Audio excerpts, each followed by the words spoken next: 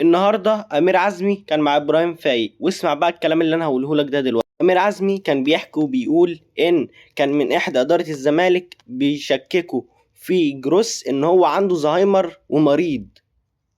فابراهيم فايق ما صدقش الكلام اللي امير عزمي قاله، فقام قايل له هل حصل حملات ان جروس يمشي من الزمالك؟ قام قايل له ومن احدى اداره الزمالك ومن احدى الجهاز الفني، بس مش هذكر اسماء.